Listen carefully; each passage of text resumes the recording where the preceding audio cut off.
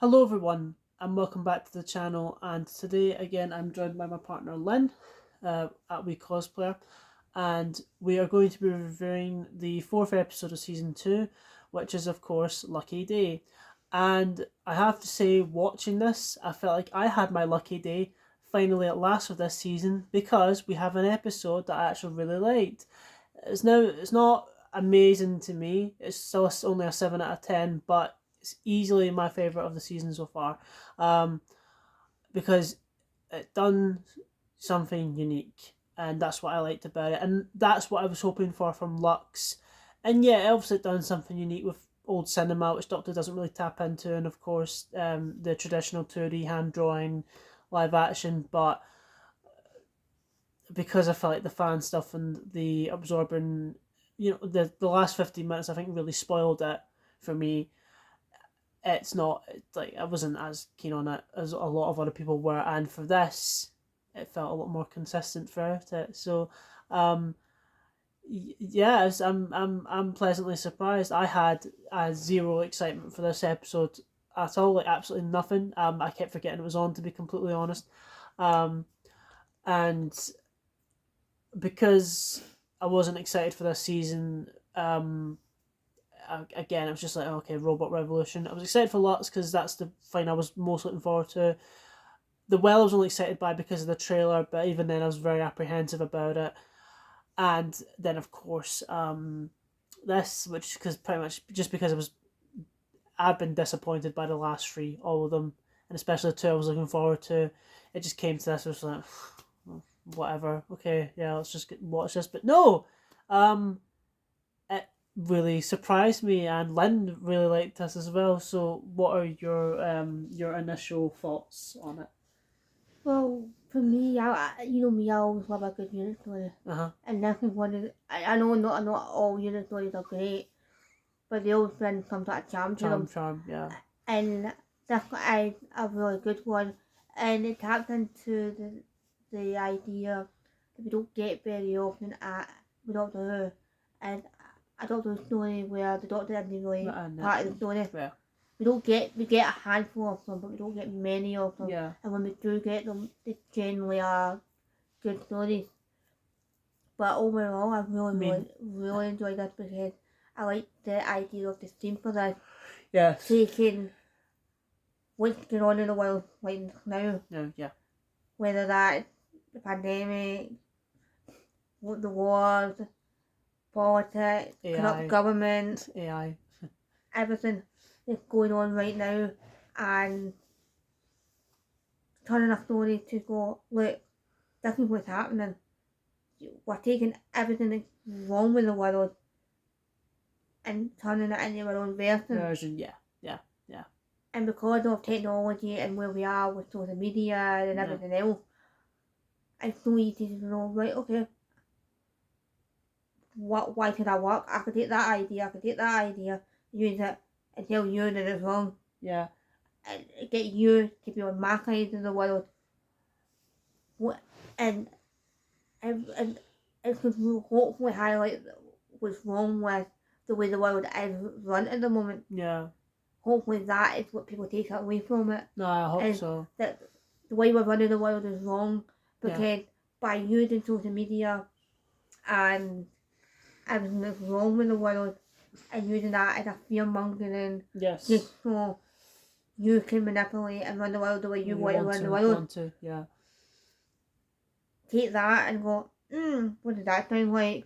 Yeah. America? Yeah, exactly. Because it's very obvious as to how they've done this. Because if it wasn't for, because we knew it was coming, social media and the way we consume media, and the way we consume news, those ideas wouldn't have been put in people's heads the way they would have been about 10, 20 years ago. No, it would have been very different. What's happening now may still have happened, but in a different way, and maybe not with the same backing. Yeah. What Lynn's just said there reminds me of something that is a story that we're getting to really soon in the marathon. We've just watched Hand of Fear, and this line is in Leela's first story, Face of Evil, and people know what I'm about to say because it's just such an iconic line. But there's a line in that the Doctor says, people don't alter the views to fit their facts. They alter the facts to fit their views, which can be rather uncomfortable if you happen to be one of the views that needs if you happen to be one of the facts that needs altering. Something like that. It's a line like that, but it's making that point of very relatable to today. It's relatable to this day. It's also it applies to this episode. Yeah, it's people taking this information and implementing what they think and what they think is right for the world when it's not in reality. So like, to me, because of how different this was and it was unique, this is like the 73 yards for me of season 1. It wasn't as good as that, I think, because I love 73 yards because of just how amazingly creepy and it became a political intrigue in the last 15 minutes, which I loved about it. It was so many twists and turns. Deserved all the praise that got, and for me easily has been RTD's best written episode he's done of Nashuti's era. But obviously this was written by Pete McTee, who previously wrote Kerblam and Praxeus. Praxeus I didn't particularly enjoy too much. But I love Kerblam. I love Kerblam. I don't like either of them. Oh no, I love Kerblam. Oh, it's a fucking mess. Sorry. I like the whole idea of Kerblam, but the what, Amazon workers being suppressed, yeah. No, but it really told you like that. It told you what I was making with the world, and the fact that you can use such the simplest method to manipulate and turn everybody against you. Yeah, I know. I think this done its message a lot better than Kerblam. For me, I don't think Pete McTee's had a very good past career with the show. He's only done 2 episodes, but Kerblam I like more than Praxeus, but it's got inconsistent writing, and I think its subtext is a bit messy. But I kind of like it. I kind of don't. Praxeus, I fucking hate. It's my least favorite episode of Series 12. I've never been a fan of it. If you look at them all, they're all political. Oh, they are all political. Very political. Yeah, it's whether people want to admit it or not, they're very political. Yeah, it's Amazon workers, plastics, and obviously now, social media and fake news. Fake news, yeah. So Pete McTee's very good at doing that side of political writing. I've noticed. He also writes all the booklets for the collection sets. Oh, right. Which I've told you before. I just don't remember. He also writes all the trailers, the collection trailers for the box set. So yeah, totally involved. So in terms of outside of the actual show, I think he's amazing. He was on the Behind the Sofas in season 10. He was with Phil Collinson and that woman, remember? Oh, yeah. Right. Joy Wilkinson, who wrote Witchfinders. Yeah, that was him. Right, Pete I McTee. think I know who you're talking about. And he's on season 26, the last classic series. So you'll be back on them. Oh, right. Because he's a big fan of those 2 particular periods. Yeah, so I'm just trying to remind her who Pete McTee is. But yes, in terms of collection sets, he's amazing, obviously. In terms of show writing, I think he's been a bit hit and miss. So I wasn't really looking forward to this because, I mean, my enthusiasm's been pretty much killed for the show, but also because he's writing this, I'm like, I don't know, it might be amazing, it might not be, but no, because of how unique and different this was, and because of what it's addressing, like for me this season, to me there's a formula in Doctor Who and you should stick to it. That's just my side of thinking with it. So that's why the classic series works so well for me. It's just great consistent format. However, yeah, I wanted to do unique things and branch out, obviously. That's why I think so far in this season, only out of the 4 episodes, under half of them, because again, I think Lux had a great unique idea, but I don't think it done it very well. I just wanted more of the cartoons and crossing of live action. I know it would have been expensive to do more of, but I felt like there was a lot more great potential there that wasn't used. And that's why I was most looking forward to it, because I was like, this looks really unique. But going outside of that, and with the other 2, there's only so many times you can do the same basic Revolution story, and the creepy mysterious alien story. That's why I think The Well would have worked better if it wasn't the Midnight Entity. I wanted something new, you know, because I don't think it had to be it. It didn't need to be it. They could have easily done something. It wasn't meant to be it, and it's very obvious when you're watching it. But and I knew when we were watching that, I knew that the co-written part would have been from RTD of the Midnight Entity. That was his writing, and he said that on Unleashed. But you know, I'm always looking for uniqueness in Doctor Who nowadays. I think because we've done a lot of the same stuff over and over. Robot Revolution, again, it's the same. We've had Revolution stories in the past. Lux, yeah, the fans in that, but I don't think that's good enough. And again, I don't think it done the animation stuff very well. And in the well, yeah, that's my type of Doctor Who, which is very dark and gritty. But I wasn't 100% impressed with it because I don't think it had to be the Midnight Entity. Whereas with this, it's not dark and gritty, but it's good political intrigue drama, and that's what I loved about 73 Yards. So maybe that's just what I'm looking for in Doctor Who now. I mean, I love it when it does that kind of stuff anyway. But when it's recent things, because take for example earlier in the season the AI stuff. Yeah. You can see what they're trying to do with it, but I don't think that fits a Revolution story. Yeah. I think that could have been they could have easily done that as a completely separate episode, to be honest, and it might have been a lot of fun actually. I just think it shouldn't be part of a Revolution story. To me, what they should have done was I would just get rid of the Revolution stuff and just focus on the AI thing. Yeah. That's what it should have been, I think. Whereas with this, yes, we're addressing the whole social media thing and how that can be abused and used in different ways. Because we recently watched a Twitter documentary, obviously. Yeah. Which is kind of relevant to this, and I basically, because I was totally unaware of their beginnings and their past history and how Twitter actually used to be, by the end of that documentary I said, yeah, they shouldn't have bothered in the end, because I think it's done more bad than good, and that's what this episode's trying to show. It's one of those things, social media has so much potential, but it's for so many reasons.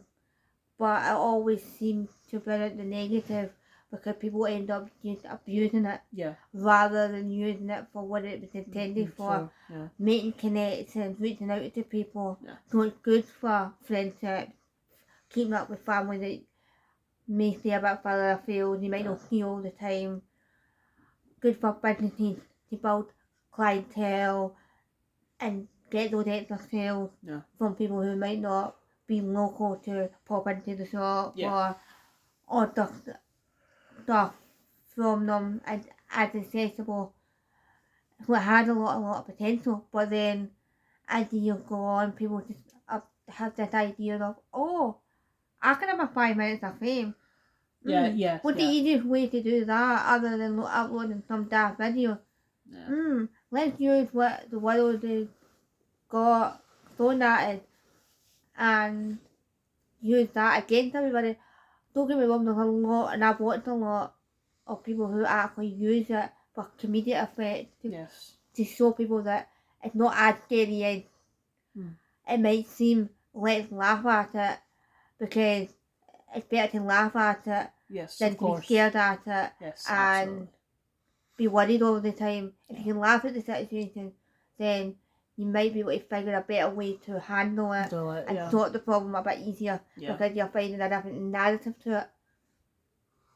But it's also nice that if you looked at the story as well, the homages that it made to other stories and stuff, because if you look at, it's not the village, but if you look at the village it was you that picked up on it. I thought it was Al. Clicked straight away. It did look like Devil's End, but it's not. It's just because of the type of story it's trying to tell, and the story that the demon actually had. They're not that distinctly different. No, they're not. Yeah, it's definitely just a modern twist on it. Sorry. Of a society or a group of people trying to manipulate people to do what they need them to do for their own reasons. Exactly. And that's exactly what the demon was. Even though the demon actually knew that the thing was real. Even though one person knew it was real. Still trying to make it out that it was fake, the visual effects and everything else. Because he was too scared to admit that it was real. I'm not gonna lie, the more it went on I was thinking the fucking the Shriek, that was what it was called. I I knew it wouldn't be, but because of where they were, and I thought they were in the Cloven Hoof, that the bar. I thought it was going to be that because it looked that shot where it looked like Alburn, Devil's End, and that they've said that was the intention to look like that, but it's not that. But it's a nod to it, which is really nice. And the more it went on, I was like, "Is this Alan?" It's just because where my brain was going, because there was a shot of like when they is when it's the fake ones going about. There was that shot of that sort of red, like burnt, like outside sky, and there was like the graves underneath, and it was sort of like coming up. I don't know why that gave me a lot of Damon's vibes, just the way they shot that. Yeah. Obviously the big thing, because I think it is meant to be them, was Think Tank. Yeah. It's a modern version of Think Tank. It kind of. Which I loved. It kind of. That one really gave you the next piece of the puzzle that we need for what's coming in the final. Yeah. Because my initial thought was when I seen that, like, okay. I just thought a robot, but yeah. No, for me it was, okay, Think Tank is making flood what, yeah. The bottle Think Tank. The tank. Well, like in actual fact, no. Miss Winters. I think he's manipulating them and using them to get the information that he can't obtain of Yeah, no. because he can't be everywhere. No, exactly. And he is pretty much the next door neighbour cliche. Cliche, yeah. To get that information, Yeah. but I think maybe, just maybe, I think that's the reason why he knows about the Vindicator. Because he's seen it being used. And that might be why he knows about it. No, yeah. And might have gained enough information to either use it or destroy it, depending on how it's going to affect her plans. Yeah. The obviously she appeared at the end again, so I guess we can expect that every episode this season up until Wishworld, of which I'm sure people know. Obviously, that got confirmed that they're showing those in the cinema. I expected them to do the same thing again. We have booked our Which I'm excited for. we have booked our tickets, and at the reasonable time of 6 p.m. So they've.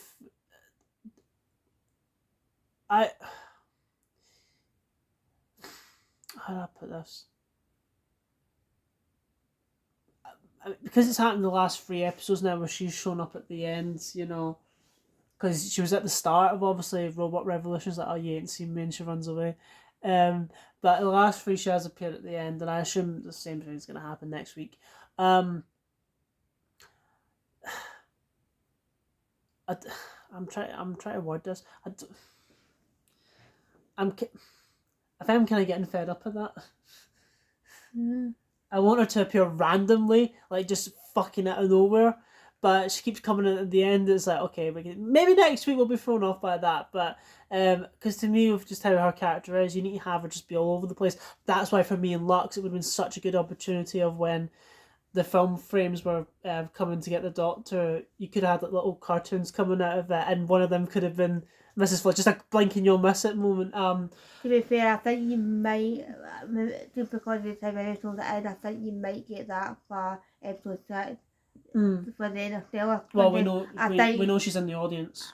I know she's in the audience, but I think she might be also maybe one of the actors as well. Maybe, yeah. Which will probably lead into... Because obviously, I don't know how they're going to film it to look like Eurovision, but the actors are actually sitting in the booth. Yeah. And a lot of the time on the left side of the stage from an audio point of view. So they could easily be it could be in amongst the crowd of acts rather than the actual audience itself, depending on how they're filming it. Yeah. That would be weird. That would be cool having it as one of the acts. No, I think, to be honest, I wouldn't put them past it to do it. But yeah, obviously there's a lot of mystery still being built up around her, and obviously again she appeared at the end there. She's now branching it into playing different characters, like Susan Twist, because up until Robot Revolution she's been playing the exact same person. Even in Lux, I do think that's her just dressed as, you know, a bit more 1950s. However, these last two, yeah, she's obviously like, well, imagine it's still her. She's just pretending to be, you know, other people. Yeah. What did you think of I don't know. I'm trying to continue this. As much as I enjoyed it, I one of those episodes where I'm sitting there going, how do I feel about it? What can I say about it? It is one of those episodes that gave you a lot, but not a lot to say at the same time.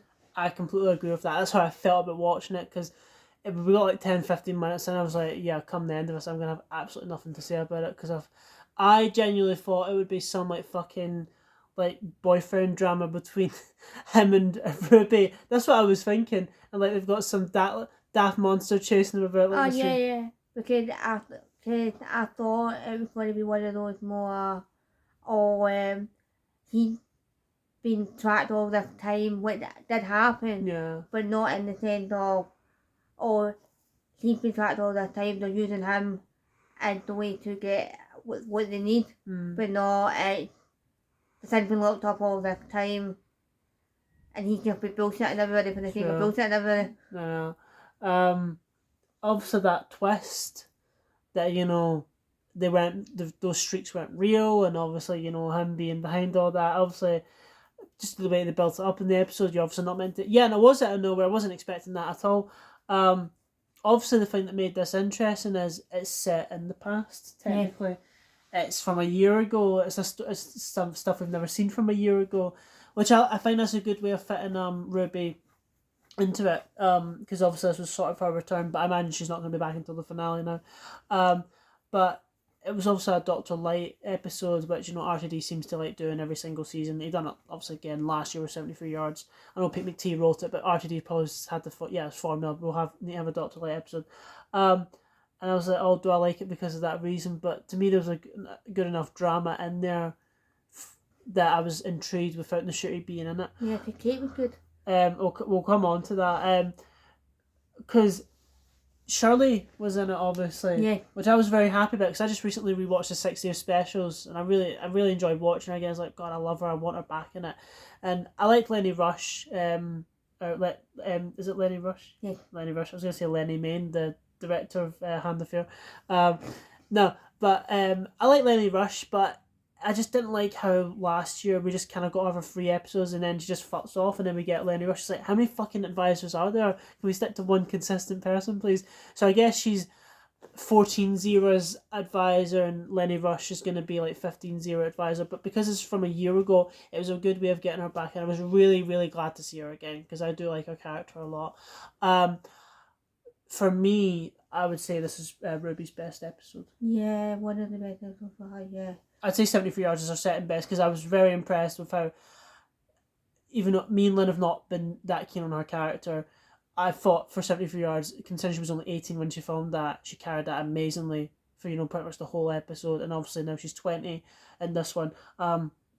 And because of how natural her performance felt, obviously the whole PTSD thing, which is something we don't really tap into. No, you don't the really show that with way. companions. In general. Yeah. Because most of the time they talk about all the good times and all the highs. Yes. They don't really talk. They talk about the lows, but the lows usually just, I've got to go back in reality. I've just got to adjust.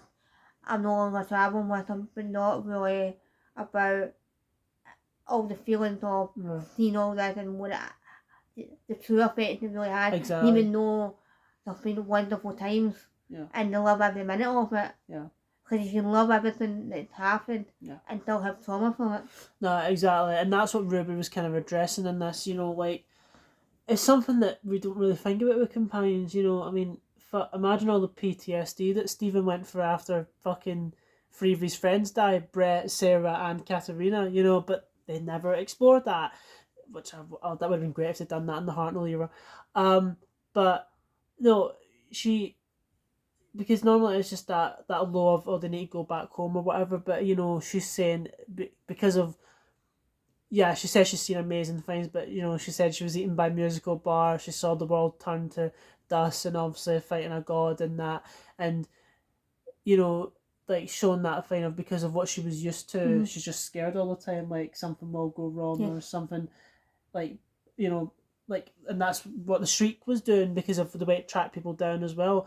I also kind of like how the Shriek wasn't really the villain, Yeah. and it's doing that thing again of like what you think is the monster is not really. It's just, I mean, obviously, I imagine it's done bad shit, but it was under lock throughout the whole thing, and obviously, we'll come on to that scene at the end because to me that was the highlight of it.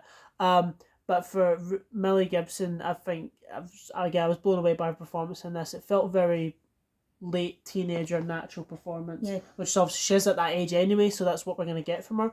But it felt like it's something that more people my age could relate to, So I enjoyed that, and for me, this was easily Kate Stewart's best episode. Yeah. I think because my problem with Kate Stewart has been I like her as a character, right?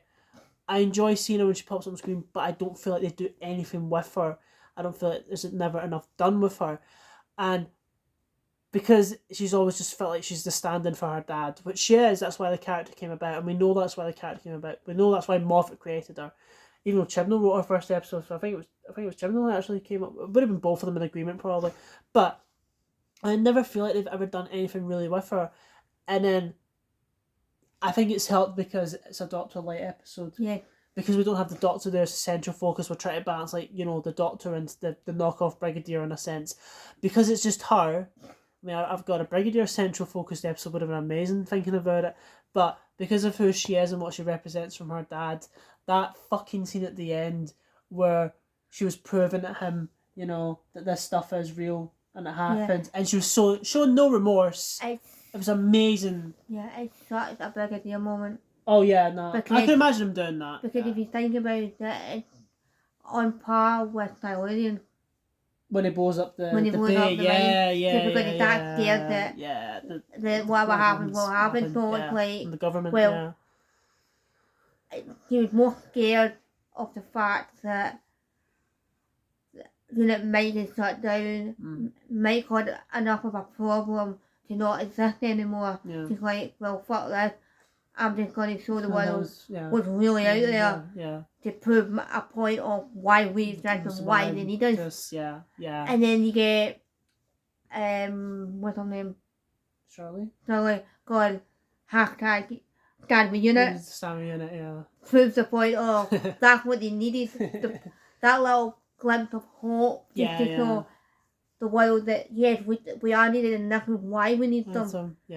Don't listen to the negativity just because they're pushing their ideals onto you. Yeah, it comes from that whole thing of people feeling like they're having ideologies and agendas and whatever pushed onto them, but it's because it's like, see, you don't think about that with Unit at all. Like all the would-be people against them, and not believing in alien conspiracies and out of this world stuff. But I think if there was a time to ever do that, now is the time. Definitely, because it's very modern day. People, there would be people against that kind of stuff. They wouldn't fully believe it, but they're there for a reason. They're there to defend the Earth from anything off the world, literally as the Brigadier says in Spared from Space. And I love that whole of like, the way she talked about her dad, obviously, saying that he wouldn't stand for this at all. When like you could imagine him doing that, and that's what I love, because that, even though the Brigadier seems like a sort of traditional army officer, he's a really nice guy, but deep down he is like he's tough and he is a badass and he will not stand for that. As gets like the Silurians thing, he blows up the base because he does not want that risk of another infection, or for the Silurians to just basically just wipe us all out pretty much. You get why he does it, but at the same time, it comes from that thing of like they are intelligent beings, just committed genocide. There's two sides to it, and again with Kate, she didn't commit genocide in this, but no, but it's also living that idea of as much as they trust the Doctor and believe in the Doctor, and understand why he does things, they also understand that will be a time when the Doctor can't be there. That's why Unit was set up in the first place. And there are times where they do need to go, look, Doctor, we need to do it this way. Yeah, I get where you're coming from, but we need to do it this way. It's the only way. idea might only get us so far. This will put an end to it Yeah. and be better than the long run. Yeah, exactly. And you've seen that countless times with Kate and the bride in their own individual stories and stuff. Yeah. But no, I loved that scene at the end. To me, that was the highlight, and even the bit when I can't remember that unit guy's name, the new one. I can't remember his name, but when he tells her at the end, you know, he's because obviously he got bit in the arm by the Shriek, which was a sort of like quick cut moment. It was very cool. But when I can't remember the unit soldier's name, but when he told Kate that he's fine, he's in hospital and he's gonna survive, and then he tries to say to Kate, you know, last night was too far. You can never do that again. She just goes to him, you'll live, and then she just walks away, showing that sign off she doesn't give a fuck. You know, she done that for a reason, but it's also proven that point of she did obviously go a little bit too far. She knows she went too far, but she done it. To realise why she had to go too far. Yeah, she done it for a reason. If she didn't go that far, it wouldn't have changed anything. It would have made things worse. Yeah. Because if you look at how it ended, he was that terrified of what he was seeing. Yeah. To then stand up and go, oh, nice effects. Yeah, that. So yeah, how scared was he really in that moment until the thing went jump, yeah, on his fucking arm. Yeah, exactly. And that's when the realization must have went, okay. But then you get to the point where the doctor goes and gives them that very strong top down. Yeah, that was and he's still going, still looking at him going, nice. Yeah. Like it's so locked eyes that you just can't see what's in front of him. I know. And I don't know if that is truly him speaking or if it is Mickey Flood. Yeah. Interlining stuff. And putting this sort of filter because we know what the van is like, if that's what it's meant to be. Yeah. Because it is a female version of the Master, technically. Yeah, she was. In a sense. So the mind games that are playing there somewhere. Yeah. And you know those mind games are there. It's just, what mind games are we talking about? Are we talking about Rani Master mind games? Yeah. Are we talking about God mind games? From the way she spoke to him at the end, clearly in that episode, Mrs. Flood was trying to gain something off of all of that. You know, she is manipulating these events and making these things happen so she can seek more information, obviously. You know, like that whole him being in the TARDIS thing, you know, that's like her getting one step closer to it if she doesn't have her own anymore, whatever. But, you know, depending on how this is going to end up going. But yeah, I was going to come on to that, and this is the last thing I pretty much want to say. Also, the Shriek, we didn't even just briefly talk about that. Not much to say. There's not much to say, but I like the idea that it tracks you down from... And there's ghosty vibes. Yeah. But I like the idea it tracks you down from your fear and your blood scent and stuff like that, and blood type. That's, you know, Doctor's unique. Yeah, it's unique, but it's just barely in it. But that was the whole point. But that scene at the end where he was in the TARDIS, and like, because Ncuti obviously was gone for the entire episode, obviously, and he just comes back in at the end, and like. What I love about it is it's going to piss the right fans off. Because there are some fans who are going to look at that scene, whatever type of fans they are, whether if they're backwards, whatever, they're going to look at that scene like, oh, Doctor Who's trying to push this down my throat, whatever, yada, yada, yada, when it's not. It's making a point of, he's basically saying, yours what's wrong with the world. Yeah. That's what he's saying to him. And it goes back to the whole using fear to have a world in your narrative. Yes. But what I'm also thinking as well is the fact that he basically let him go free. Yeah. So he must have a part to play in what's to come. Yeah. So I think we will probably see him again. Yeah. Obviously, if he is the head of think tank, yeah, then he will have a big part to play. Because think tank's been mentioned more than one. Yeah, it did, yeah. So I think we will see it again. Forgot about that. And nice to see a modern version of Think Tank. If it is meant to be the same one from Robot, I hope it is. It will be. We've not watched Unleashed yet, but I imagine they're going to bring it up. Because remember the Line of Blood, so Yeah. I think it is the same one and not just a future incarnation of it. Yeah. I think it literally is the exact same one because of how timelines all over the place and blend into each other and how things are sped up and everything else. Yeah, he wasn't as good as Miss Winters, who I just adore as a character, but he no, so that scene at the end again, when it's like, oh god, because it's one of those scenes, you know what they're doing with it, but I love it for that. You know, it's addressing those. It's so people get that point. You know, like there are people like you. You corrupt. You use people's fears to manipulate events and yada yada yada. And again, I mean, oh god, if that was, I mean, I just want to like. I'm just picturing that's Ncuti talking to like NMDs. You know what I'm saying? You're not fucking fans of this show because of how yous are and what yous think it's not right.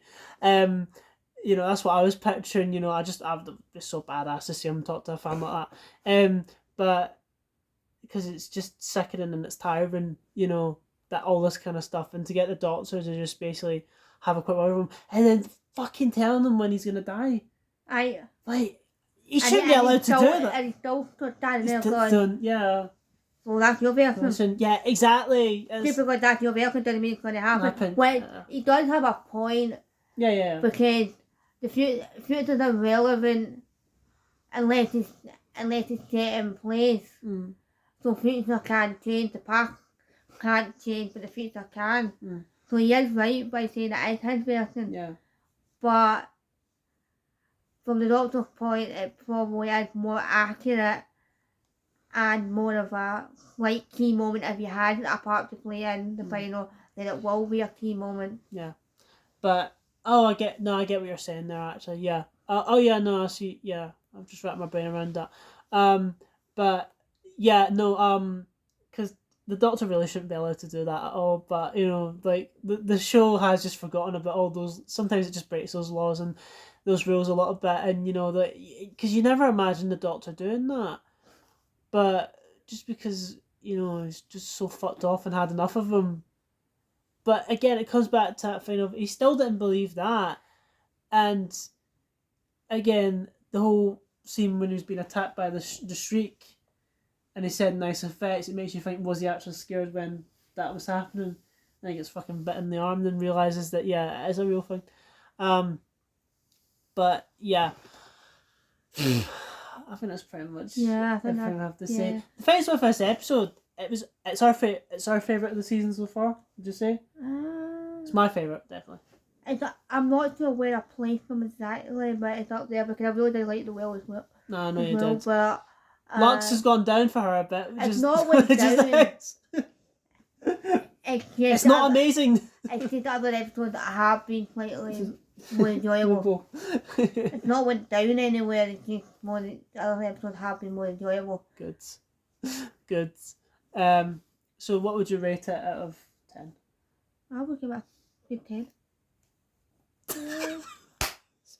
So the way you just turned to me, like, yeah, I'd give it a good. Would you give it a 10? Yeah, I'd give it a good 10. Yeah. But she gives the Well an 8 and gives Lux a 10. But she says the Well is better than. But the only reason the Well gets an 8 is because for me, having seen Midnight, it is predictable in a lot of ways. For me, if it wasn't as predictable, then it might have gotten a 10. See, I find that's been my problem with the last 2 episodes. They have been predictable, the both of them.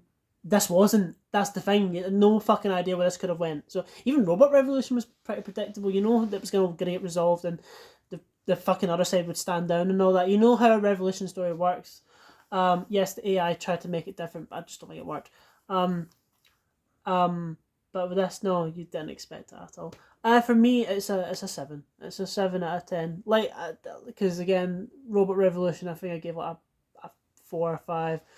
Lux and the Well both been a 6, and this is a 7. But yeah, easily my favourite of the season so far. I'm quite surprised by how much I enjoyed this one. But again, it's because it's unique, and I want uniqueness from the programme. That also its format, because, you know, Doctor Who is political, whether you like it or not. There's people out there. Sorry, and that's part of that format. That format that was laid down in the Pertwee era is still here. Yeah. And that's what makes it so good. What are you doing? Touching your leg.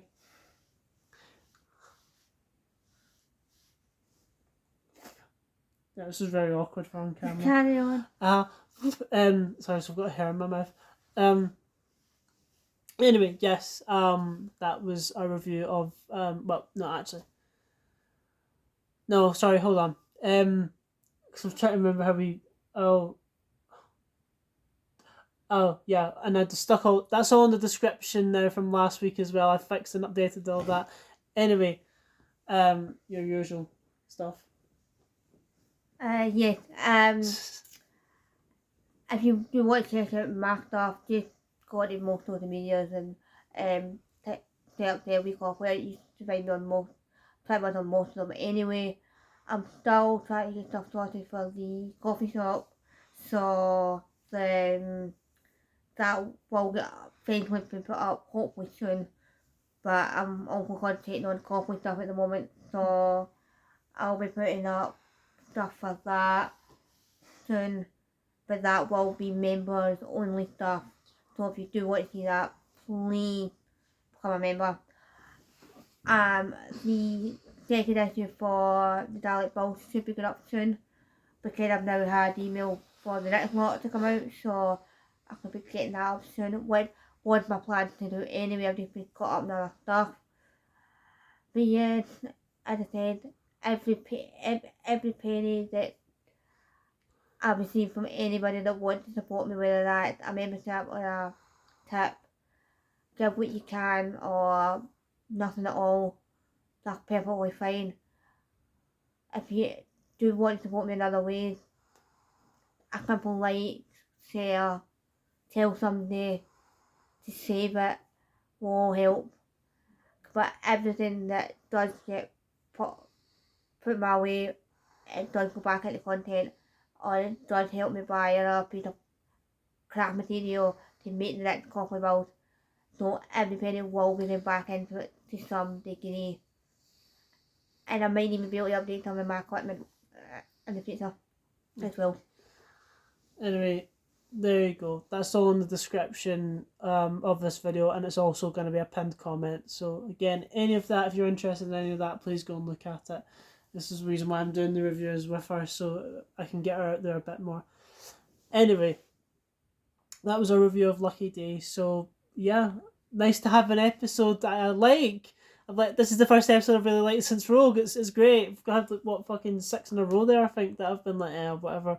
Yeah, it's been 6. Yeah, so good. I'm happy. It's nice to enjoy an episode again. Anyway, thank you very much for watching, and I will see you all soon. Goodbye.